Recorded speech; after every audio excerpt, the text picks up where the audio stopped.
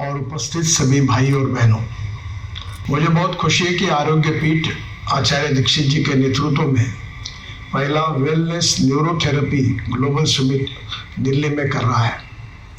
विशेष रूप से इसके लिए पूरी दुनिया से काफ़ी एक्सपर्ट लोग भी आ रहे हैं और निश्चित रूप से ये कॉन्फ्रेंस भविष्य में अल्टरनेटिव पैथीज के बारे में एक नई दिशा देने वाली स्थापित होगी। जहाँ तक हमारी इतिहास, संस्कृति और विरासत है, हमारे यहाँ ऐसी अनेक प्रकार की पैथीज हैं जो आज समाजोपयोगी है और युगानुकूल है। स्वाभाविक रूप से इसके अनुभव के साथ ये प्रचिति आती है कि इसका उपयोग होता है। हमारा सबका प्रिंसिपल यही है कि सबका सुख हो, सभी सुखमय हो, निरोगी हो, निरामय हो और सबका कल्याण हो, विश्व का कल्याण हो, वसुधैव कुटुंबकम, यही हमारी भावना रही है। और इसी के आधार पर विशेष रूप से हमारा आयुर्वेद है, योग विज्ञान है, न्यूरोपैथी है, एस्ट्रोपैथी है, कैरोपैथी है, एक्यूप्रेशर है, इस सब अलग अलग प्रकार की जो विधि है उसके ऊपर हिंदुस्तान में काफ़ी रिसर्च भी हो रहा है और काफ़ी यशस्वी रूप से काम हो रहा है।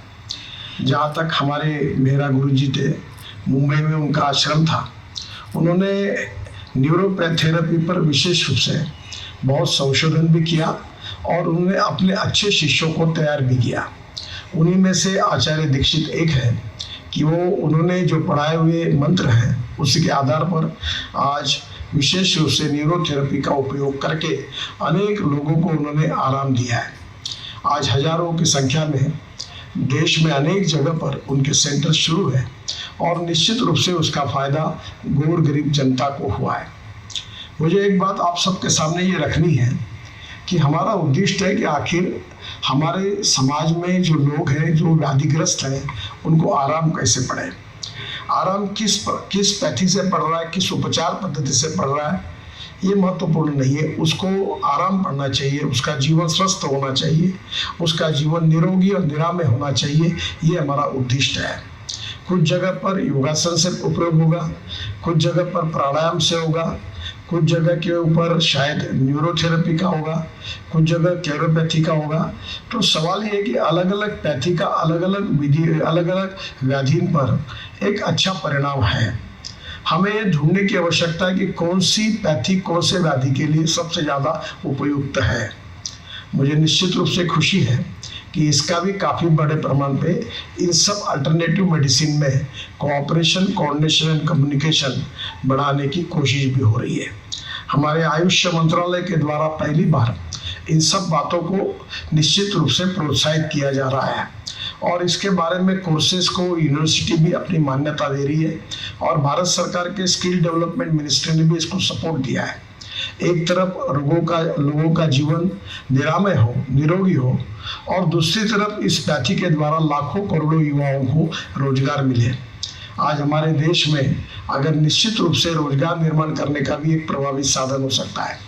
स्किल डेवलपमेंट के द्वारा अच्छा प्रशिक्षण उपलब्ध किया जाएगा, अच्छे कोर्सेस और अच्छे ट्रेनिंग के द्वारा अच्छे टीचर्स तैयार होंगे, तो केवल हिंदुस्तान में नहीं तो दुनिया के कोनों कोने में हमारे लोग, हमारे तैयार किए हुए शिक्षक वहाँ जाकर लोगों की सेवा करेंगे और उनको निश्चित रूप से निरोगी जीवन बहाल करेंगे।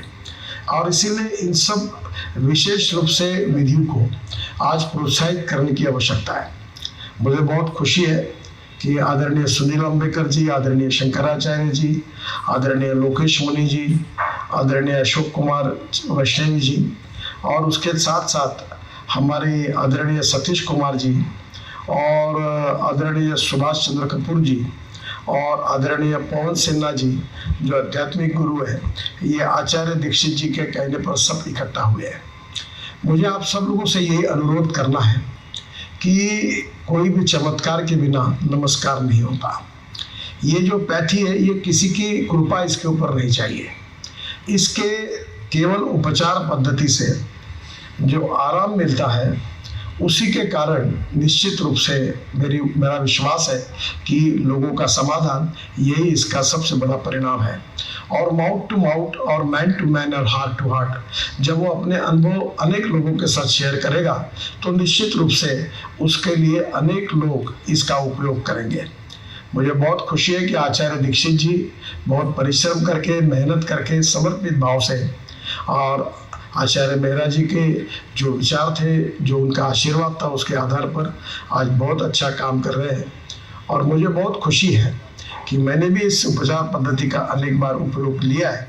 मैं विशेष रूप से आचार्य राम गोपाल दीक्षित जी का अभिनंदन करूंगा, उनको धन्यवाद दूंगा कि आज उन्होंने वेलनेस की जो उद्दिष्ट है, जो हमारे आयुष मंत्रालय का है, जो प्रधानमंत्री जी का मिशन है, उसमें उन्होंने वेलनेस न्यूरोथेरेपी का एक ग्लोबल समिट आयोजित करते हुए एक नए पर्व की शुरुआत की है।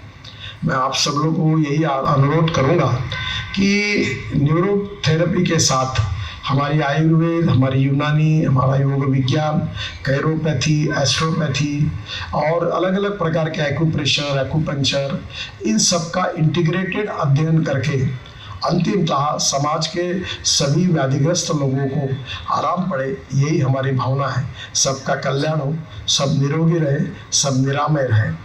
मैं आयुष मंत्रालय को, श्री हिमांशु गुप्ता जी को विशेष रूप से अनुरोध करूंगा कि क्या इन सब पैथियों के बीच में क्या कोई कोऑर्डिनेशन, कम्युनिकेशन हो सकता है? क्या इसके लिए रिसर्च करने के लिए सरकार की ओर से कोई मदद की जा सकती है? क्या इसके रिसर्च को एक विशेष रूप से कोर्स में कन्वर्ट करके स्किल डेवलपमेंट और ट्रेनिंग इंस्टीट्यूट के माध्यम से ऐसे टीचर तैयार किए जा सकते हैं क्या? क्या हमारे देश के कोने कोने में इस प्रकार के व्याधिग्रस्त लोगों को, उनको निरामय और निरोगी करने के लिए इन सब का उपयोग ज़्यादा से ज़्यादा कैसे होगा? क्योंकि इसमें एक प्रकार से पैसा भी लगता नहीं। हम एलोपैथी में जाते हैं तो काफ़ी बड़ी फीस देनी पड़ती है, दवाई का पैसा लगता है, पर इसलिए इस प्रकार की ये जो इनिशिएटिव है, जो हमारे इतिहास, संस्कृति और विरासत के साथ जुड़ा हुआ है, इसके ऊपर आप सब लोग विचार और मंथन करेंगे और ये ग्लोबल समिट निश्चित रूप से भविष्य की प्रेरणा, इसमें गुणात्मक परिवर्तन करके एक नई विजन हम सबको देगा। इसी विश्वास के साथ फिर से एक बार सभी आदरणीय व्यक्तियों को मैं अभिवादन करता हूं।